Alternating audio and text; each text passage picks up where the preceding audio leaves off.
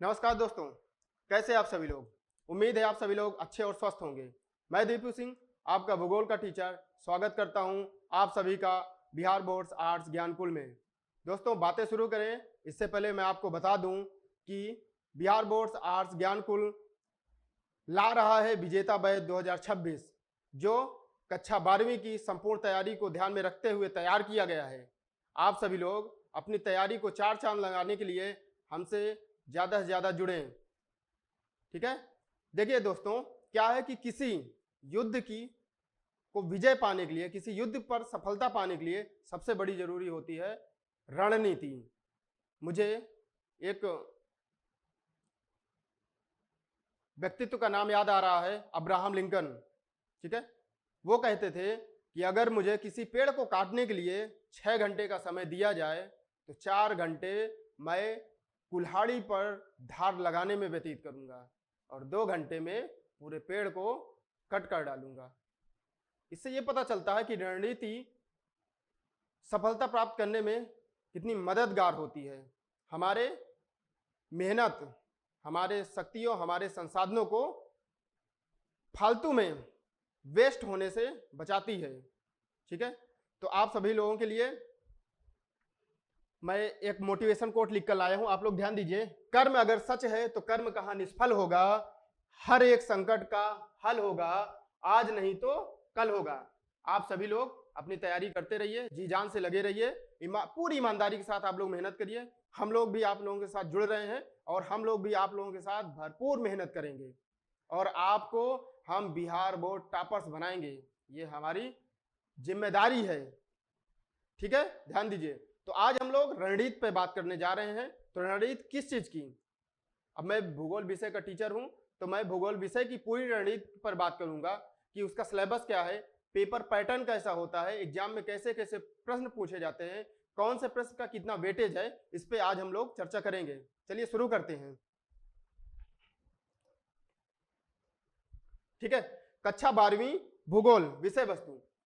दोस्तों, जैसे आप लोगों ने पिछली क्लास 11वीं क्लास में आप लोगों ने पढ़ा होगा, दो किताबें जो थी थ्योरी की, एक किताब और रही होगी जो है प्रयोगात्मक। उसी प्रकार कक्षा 12वीं में भी 3 किताबें हैं। 2 किताब आपकी थ्योरी की है, एक किताब आपकी प्रयोगात्मक है। जो थ्योरी की 2 किताबें हैं उसमें क्या है, पहली जो किताब है वो है मानव भूगोल का सिद्धांत, और जो दूसरी किताब है आप लोगों ने देखी भी होगी, भारत, लोग और अर्थव्यवस्था। तो जो पहली किताब है मानव भूगोल के सिद्धांत, उसी का हम लोग भारतीय परिप्रेक्ष्य में जब चर्चा करते हैं तो फिर वो आता है भारत, लोग और अर्थव्यवस्था। ठीक है, चलिए देखते हैं हम लोग। ठीक है, तो पहले हम लोग बात कर रहे हैं, जल्दी से बात कर लेते हैं कि हमारा एग्जाम में पेपर कैसे आने वाला है, पेपर पैटर्न कैसे होने वाला है, अंक कैसे मिलने वाले हैं। ठीक है, तो देख लेते हैं।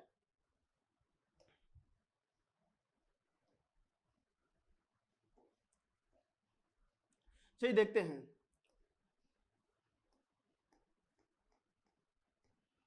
देखिए, ये भूगोल हमारा विषय है। ठीक है, इसमें जो पेपर होगा वो क्या होगा, 100 मार्क्स का होगा। पेपर हमारा 100 मार्क्स का ही होगा। ठीक है, जब 100 मार्क्स का होगा तो उसमें क्या होगा, आपका 30 मार्क्स जो आपके होंगे, 30 अंक, ये आपके प्रयोगात्मक होंगे।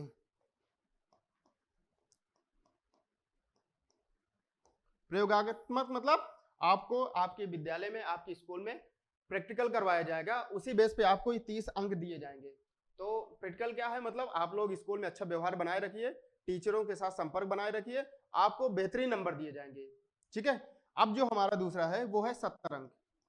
70 जो अंक है ये हमारी लिखित परीक्षा होती है। ठीक है, लिखित, जिसकी तैयारी हम लोग इस प्लेटफॉर्म पे करने वाले हैं। ठीक है, देखिए जो 70 अंक है उसमें लिखित पेपर होगा, हमको लिखना होगा पेपर में। ठीक है, अब देखते हैं उसमें क्या होगा, आपके जो 35 अंक का पेपर होगा,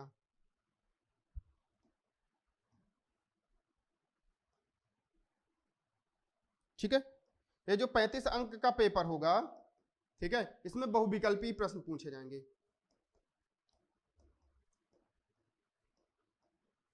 बहुविकल्पी प्रश्न होंगे। ठीक है, बाकी जो 35 अंक का होगा ये लिखित होगा, इसमें लिखित होगा, आपको प्रश्नों के उत्तर लिखना होगा।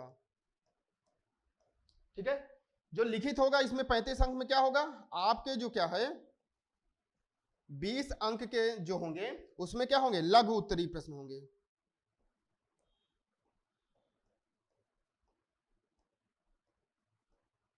ठीक है, बाकी जो 15 अंक बच रहे हैं इसमें क्या होगा, आपके दीर्घ उत्तरीय प्रश्न होंगे।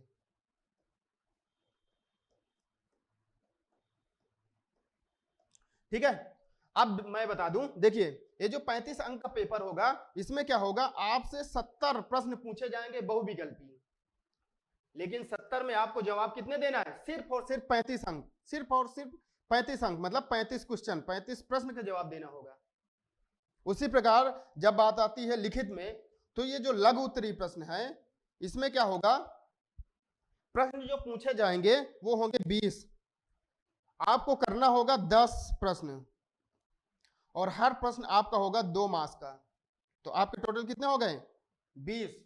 ठीक है, इसी प्रकार जब बात आती है 15 अंक का दीर्घ उत्तरीय, जो दीर्घ उत्तरीय प्रश्न होंगे वो आपके कितना पूछे जाएंगे, 15 अंक का होगा, और पूछे जाएंगे 6 प्रश्न, करना होगा आपको 3 प्रश्न, और हर प्रश्न के लिए आपको मिलेगा 5 अंक, तो आपके ये बन जाते हैं 15 अंक। ठीक है, मतलब 30 अंक आपके प्रयोगात्मक, 70 अंक आपके लिखित, 70 अंक में आपके क्या है, 35 अंक बहुविकल्पी, और 35 अंक में आपका क्या होगा, लघु उत्तरीय और दीर्घ उत्तरीय। और मैं बता दूं, ये जो 70 प्रश्न आपके पूछे जाएंगे बहुविकल्पी, मैं एकदम गारंटी के साथ कहता हूं, हम लोग जो यहाँ चर्चा करेंगे, जो पढ़ेंगे, इसमें से 70 में से आपके कम से कम 65 से ज्यादा आप लोग क्वेश्चन कर पाएंगे। अब जब आप 65 से ज्यादा क्वेश्चन कर पाएंगे तो क्या आप लोग 35 क्वेश्चन का जवाब नहीं दे पाएंगे अपने पेपर में। ठीक है, इसी तरह यहां भी है, हम लोग भी यहां पर ज्यादा से ज्यादा क्वेश्चन करेंगे और आपको ज्यादा से ज्यादा अंक दिलवाएंगे। ठीक है, चलिए, तो ये हमारा रहा पेपर, मतलब परीक्षा का क्या है, पैटर्न कैसा है। ठीक है, अब हम देख लेते हैं थोड़ा सा सिलेबस। ठीक है, कि हमको किस किताब में क्या क्या टॉपिक्स पढ़ना है, क्या क्या हमारे चैप्टर्स हैं। ठीक है, इस पर बात कर लेते हैं। ठीक,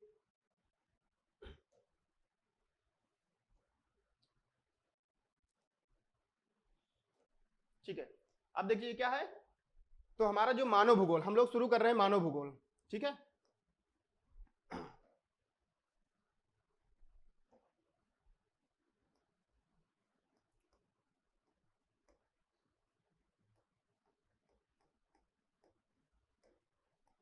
मानव भूगोल को लेकर चर्चा कर रहे हैं। ठीक है, इसमें देखते हैं जो हमारा मानव भूगोल है ये क्या है, 4 इकाइयों में बटा हुआ है, 4 इकाइयों में बटा हुआ है।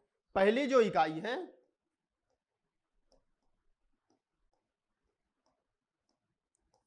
उसमें क्या है, हमारा जो पहली इकाई का जो चैप्टर आता है उसमें क्या है, मानव भूगोल प्रकृति एवं विषय क्षेत्र।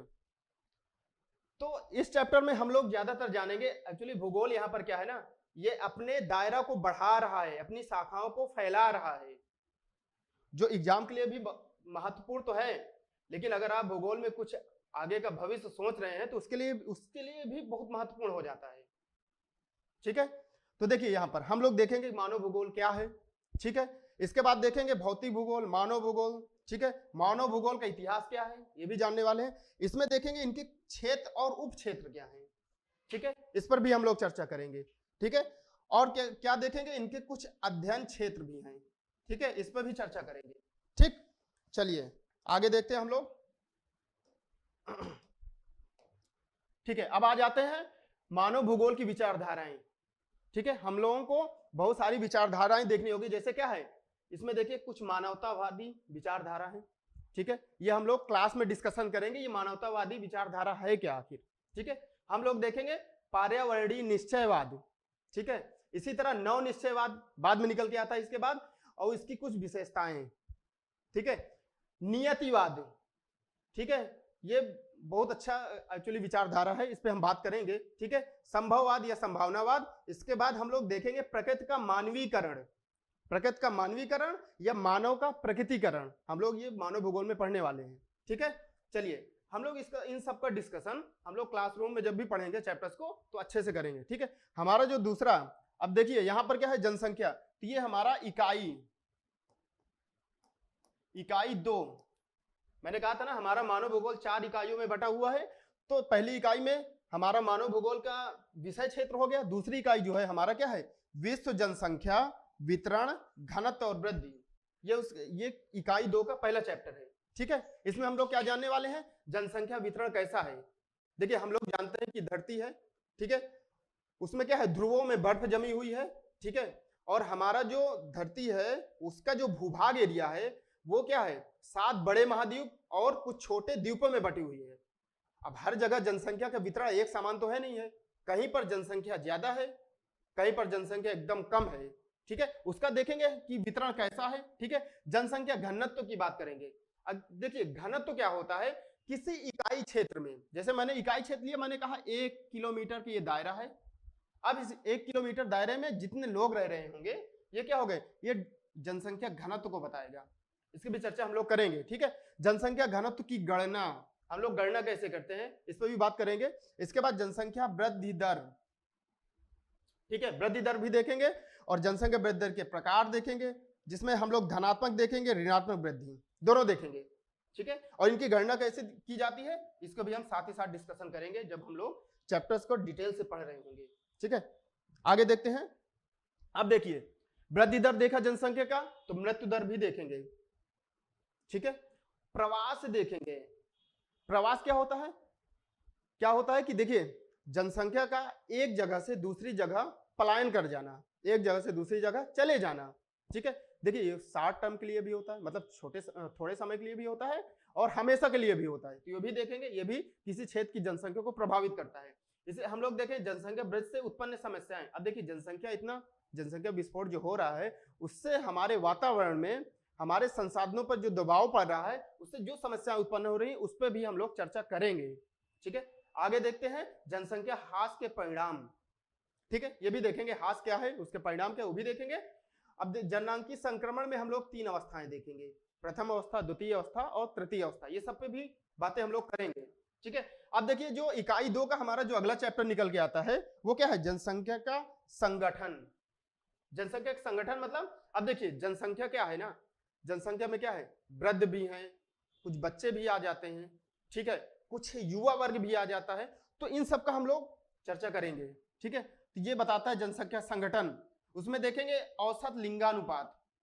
ठीक है, औसत विश्व की जनसंख्या का औसत लिंगानुपात क्या है उसके भी चर्चा करेंगे। स्त्रियों की जनसंख्या का जो औसत लिंगानुपात है इस पर भी देखेंगे। ठीक है, मतलब पर 1000 पुरुषों में स्त्रियों की संख्या कितनी है, ये लिंगानुपात को बताता है। इसको हम लोग क्लास में अच्छे से डिस्कशन करेंगे। प्रतिकूल लिंगानुपात क्या है, अनुकूल लिंगानुपात क्या है, वृद्धि। अब देखिए इस पे तो बात करेंगे। अगला क्या है, वृद्ध होती जनसंख्या। जनसंख्या बूढ़ी हो रही है ना, तो जो युवा वर्ग है उस पर दबाव डालती है। ठीक है, जो वर्किंग पॉपुलेशन है, जो काम करने वाली जनसंख्या है, उस पर ये जनसंख्या दबाव डालती है, उस पर आश्रित है, उसको भी देखेंगे। ठीक है, चलिए अब देखेंगे आयु संरचना। ठीक है, कि हमारे समाज में, हमारी जनसंख्या में कितनी आयु संरचना वाले लोग कितने प्रतिशत में हैं। ठीक है, वो भी देखेंगे, उनकी विशेषताओं को देखेंगे। ठीक है, आयु लिंक पिरामिड की संरचना करेंगे, संरचना बना के मैं अच्छे से आप लोगों को समझाऊंगा। ठीक है, चलिए आगे देखते हैं। उनके लिए उत्तरदायी कारक क्या है। ठीक है, जन्म एवं मृत्यु दर, जन्म दर क्या है, मृत्यु दर क्या है, ये भी देखेंगे। प्रवास भी देखेंगे, फिर से यहां पर देखेंगे प्रवास। ठीक है, चलिए अब देखते हैं ग्रामीण और शहरी जीवन। ग्रामीण, देखिए वैसे भी हम सभी को पता ही है कि हमारे देश की ज्यादातर जनसंख्या आज भी ग्रामीण क्षेत्रों में निवास करती है। ठीक है, तो वो देखेंगे कि ग्रामीण जीवन क्या कैसा है, पहले कैसा था, आज कैसा है, शहरी जीवन कैसा है। ठीक है, उनकी सामाजिक आर्थिक स्थिति कैसी है, ये देखेंगे कि ग्रामीण परिक्षेत्र में सामाजिक आर्थिक स्थिति कैसे देखने को मिलती है, शहरी परिक्षेत्र में जो है सामाजिक आर्थिक स्थिति कैसे देखने को मिलती है, इस पर भी चर्चा करेंगे। ठीक है, उनका संगठन देखेंगे, साक्षरता देखेंगे कि जनसंख्या हमारी कितनी शिक्षित है, कितनी पढ़ी लिखी है, सब पे बात होगी। नगरीकरण क्या है, महिलाओं की सामाजिक स्थिति पहले क्या थी, क्या सुधार हुआ, आज की दशा क्या है, इस पर भी चर्चा करेंगे। व्यावसायिक संरचना, व्यावसायिक संरचना में किसी भी व्यवसाय में महिलाओं का कितना योगदान है, महिलाएं कितनी उसमें हद तक उसमें शामिल हैं, उस पर भी देखेंगे। लिंग संगठन, ठीक है, वही हम लोग देखेंगे। ठीक है, चलिए अब देखिए उसी इकाई का हमारा जो अगला चैप्टर निकल के आता है वो क्या है, मानव विकास। ठीक है, मानव विकास को देखते हैं। ठीक है। मानव विकास क्या है, ठीक है, यहीं पर हम लोग देखेंगे विकास क्या है, वृद्धि क्या है, ठीक है। विकास सबके लिए अलग हो सकता है। अब देखिए, कोई कहेगा कि सर मुझे पैसा खूब ढेर सारा मिल जाए तो मैं उसको अपना विकास समझूंगा। कोई कहेगा सर मुझे गाड़ी बंगला मिल जाए तो मैं उसको अपना विकास समझूंगा। कोई कहेगा कि नहीं, मेरा स्वस्थ जीवन रहे, अब मैं भूखा ना रहूं, वो भी मेरा विकास है। मेरी जो बेसिक नीड्स है, मेरी जो बेसिक मूलभूत जो जरूरतें हैं, अगर वो पूरी हो तो वो भी विकास है। तो हम लोग देखेंगे एग्जैक्ट विकास है क्या है, कैसे मेजर करते हैं, कैसे इसको नापते हैं, ठीक है, ये भी देखेंगे। वृद्धि क्या है, विकास क्या है, ये भी देखेंगे, ठीक है। दोनों में अंतर क्या है, ये बिल्कुल देखेंगे। मानव विकास की बात करेंगे तो यहां पर देखिए दो अर्थशास्त्री का हम लोग जिक्र करेंगे, बहुत ही फेमस अर्थशास्त्री हैं। एक हम लोग देखेंगे अमर्त्य सेन, ठीक है, अमर्त्य सेन, ये क्या है, भारतीय अर्थशास्त्री हैं, भारतीय निवासी हैं। ओके, जो हमारे दूसरे अर्थशास्त्री हैं वो क्या है, महबूब उल हक,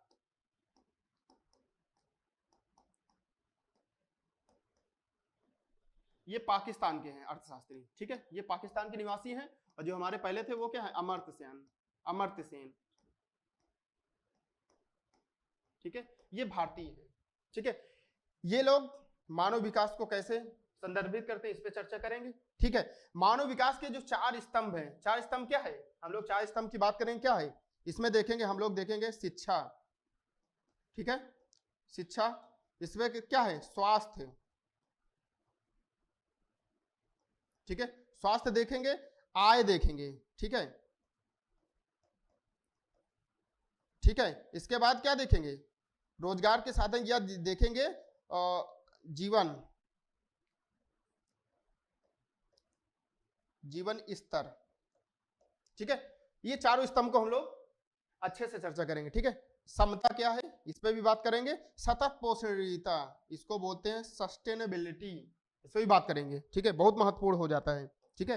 खासकर इससे जो प्रश्न बनते हैं वो तुम्हारे लघु उत्तरी और दीर्घ उत्तरी में पूछे जाते हैं, ठीक है। उत्पादकता क्या है, सशक्तिकरण क्या है, मानव विकास के विभिन्न उपागम, जिसमें हम लोग देखेंगे आय उपागम, कल्याण उपागम है, ठीक है, उसमें आधारभूत आवश्यकता उपागम, ये सब देखेंगे। इसमें क्या है, क्षमता उपागम है, ठीक है। मानव विकास क्यों महत्वपूर्ण है, इस पर भी हम लोग चर्चा करने वाले हैं, ठीक है। सबसे ज्यादा जरूरी हम लोग क्यों पढ़ाई करते हैं, ठीक है, क्यों, क्योंकि हमारा अच्छा विकास हो सके, ठीक है, इसलिए शिक्षा बड़ा जरूरी हो जाता है। आगे देखते हैं मानव विकास सूचकांक, इस पर भी बात करेंगे, ठीक है। ये हर साल सूचकांक निकाला जाता है, ठीक है। तो ये देखेंगे मानव विकास सूचकांक का मापन कैसे किया जाता है, ठीक है, इस पर भी बात करेंगे।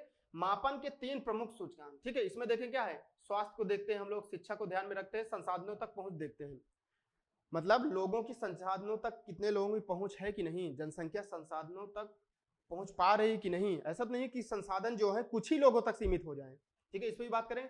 संयुक्त राष्ट्र विकास कार्यक्रम, ठीक है, इस पर भी देखेंगे, इसको बोलते हैं UNDP, UNDP, united nation development programme, इस पर भी बात कर रहेंगे, ठीक है। और क्या है, हम लोग देखेंगे मानव विकास की दृष्टि से जो उच्च स्तर वाले जो देश हैं उसको भी देखेंगे, ठीक है, निम्न स्तर वाले देश थे वो भी देखेंगे, अंतरराष्ट्रीय तुलनाएं करेंगे, ठीक है, अंतरराष्ट्रीय स्तर पर हम लोग अपने देश की भी तुलना करेंगे, ठीक है, कि हमारे देश का जीवन स्तर कैसा है, जिस देश से हम लोग कंपैरिजन करेंगे वहां का क्या है, ठीक है, वो सब भी देखेंगे।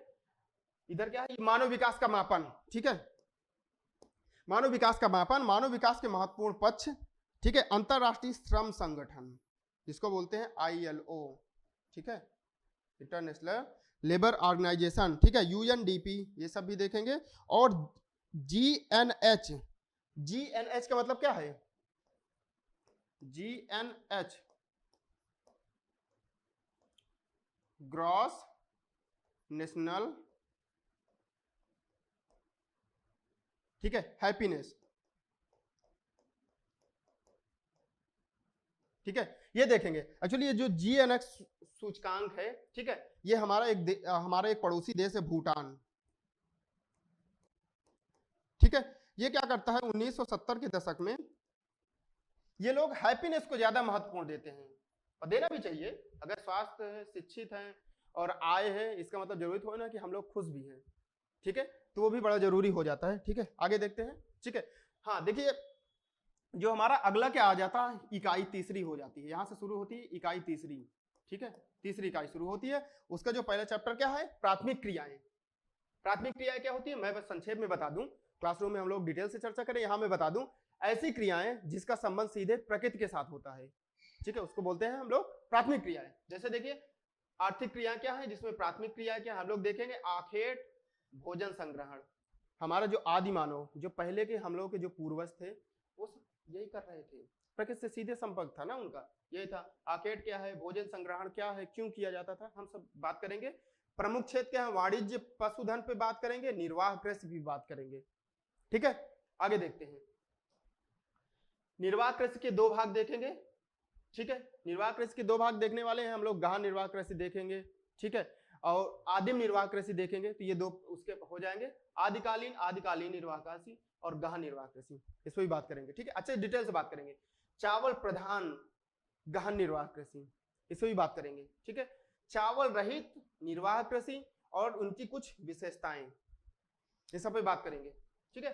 चलिए, रोपण कृषि क्या है, उनकी विशेषताएं क्या है, ठीक है, इस पर भी बात करेंगे। खेत का आकार कैसे, लघु आकार, मध्यम आकार और बृहत आकार के जो खेत हैं, ठीक है, उस पर भी बात करेंगे। पूंजी निवेश, हम लोग व्यवसाय करते हैं या कृषि उत्पादन में संलग्न होते हैं, तो वहां पर निवेश बड़ा जरूरी हो जाता है, हम श्रम का निवेश करते हैं, पूंजी का निवेश करते हैं, तकनीकी और प्रौद्योगिकी का निवेश करते हैं, इस पर भी बात करेंगे, ठीक है।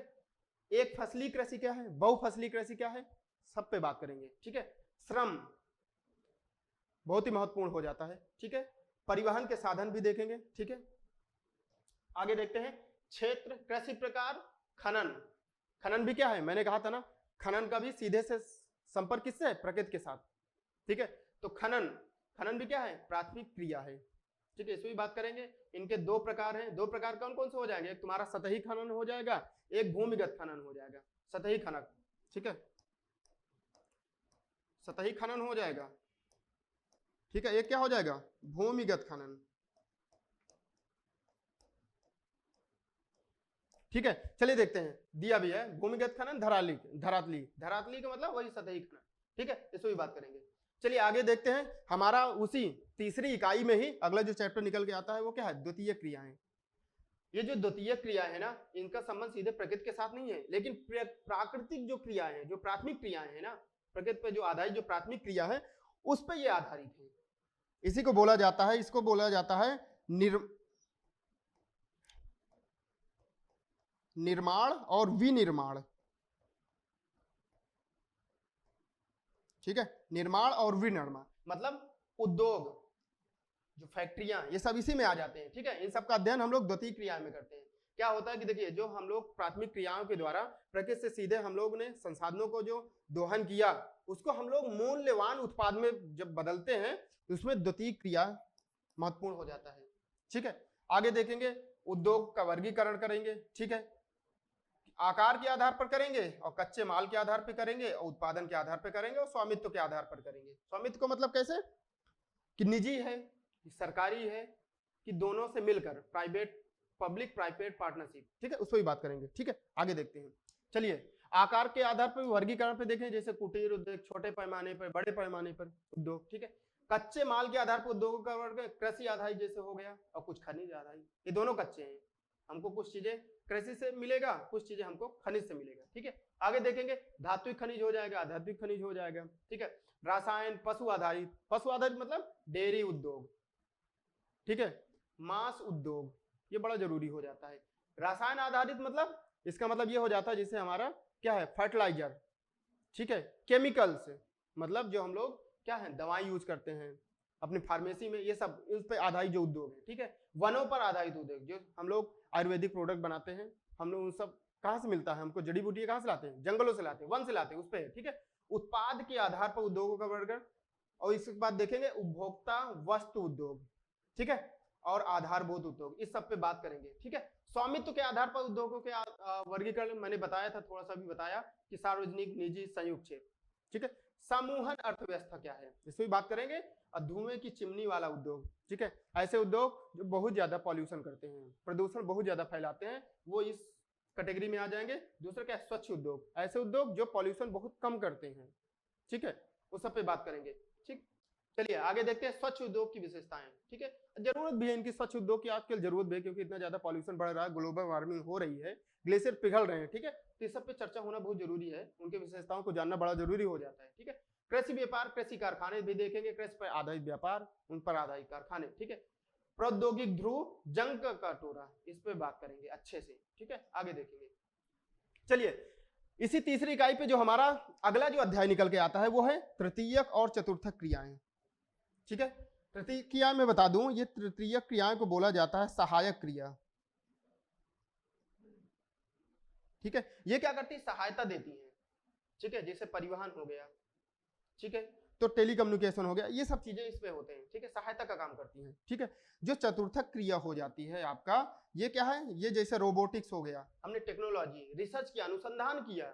ठीक है, ये चतुर्थक क्रियाकलाप हो जाता है। ठीक है, जब क्लासरूम में आएंगे इनमें बताऊंगा कौन सा गोल्ड कॉलर बोलते हैं, कौन सा व्हाइट कॉलर, कौन सा ब्लू कॉलर होते हैं, तो कौन से क्रियाकलाप, तो उस पर हम बात करेंगे। ठीक है, जैसे तृतीय क्रियाकलाप, उनका वर्गीकरण, व्यापार, थोक व्यापार, फुटकर, व्यापारिक केंद्र, व्यापार के स्थान, विपणन, ग्रामीण विपणन केंद्र, इन सब पे बात करेंगे। ठीक है, चलिए आगे देखते हैं। ग्रामीण विपणन के बाद नगरीय बाजार केंद्र, आवधिक बाजार। ठीक है, ये सब भी देखेंगे। ग्रामीण विपणन केंद्र तथा नागरिक विपणन केंद्र, इनमें दोनों में क्या है, अंतर क्या है, इस पर भी बात करेंगे अच्छे से, दोनों तभी तो फर्क समझेंगे। ठीक है, परिवहन देखेंगे, परिवहन को प्रभावित करने वाले कारक देखेंगे, जैसे बहुत सारे ऐसे एरिया हैं जहां पर हम लोग रेलवे संचालित नहीं कर पा रहे हैं। ठीक है, तो वहां किस तरह के परिवहन हम लोग यूज करेंगे, उस पर बात करेंगे, क्या क्या कारक है। ठीक है, नोड और योजक का क्या कार्य है वो भी देखेंगे। पर्यटन, पर्यटन क्या है, एक नई इमर्जिंग इकोनॉमी है, एक टूरिज्म इकोनॉमी जिसको बोला जाता है। ठीक है, एक नया क्षेत्र है निकल के आ रहा है, इस पर भी अच्छे से बात करेंगे, बड़ा जरूरी हो जाता है।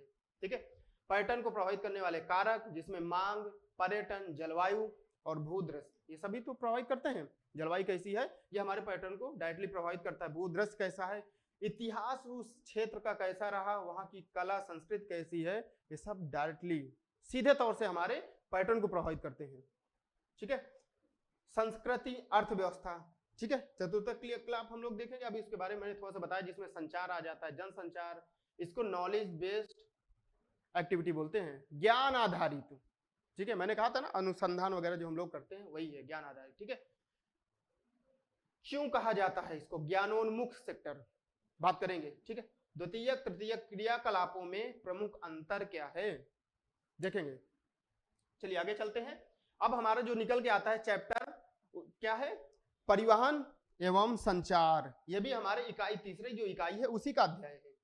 ठीक है, इसमें देखेंगे परिवहन, महामार्ग, ठीक है, समुद्री मार्ग, तटीय नौवहन, अंतर्देशीय जलमार्ग, अंतर्राज्यीय जलमार्ग। ठीक है, जैसे क्या है वायु परिवहन, पाइपलाइन, पाइपलाइन भी एक परिवहन का प्रमुख साधन, जिसमें हम क्या करते हैं, हम लोग ट्रांसपोर्ट करते हैं किसका, गैस का, ऑयल का, तेल का, खनिज तेल, इन सबको हम लोग भेजते हैं एक जगह से दूसरे जगह। ठीक है, इसी इकाई में एक जो अगला चैप्टर निकल के आता है वो क्या है, अंतरराष्ट्रीय व्यापार।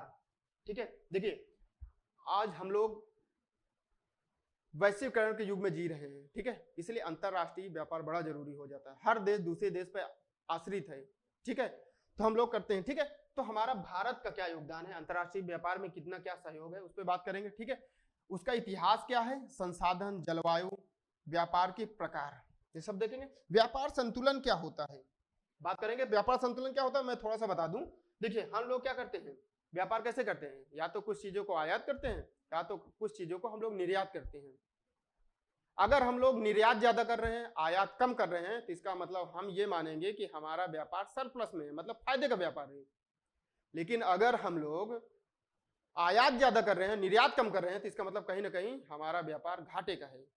तो यही हम लोग देखेंगे व्यापार संतुलन। ठीक है, इस टॉपिक अच्छे से डिटेल्स बात करेंगे। विश्व व्यापार देखेंगे, ठीक है, प्रादेशिक व्यापार भी देखेंगे। ठीक है, चलिए तो ये हमारा जो था लास्ट था, हाँ ये हमारा जो है लास्ट इकाई निकल के आती, चौथी इकाई, ये क्या है, ये चौथी इकाई। ठीक है, ठीक है, चौथी इकाई है, इकाई 4।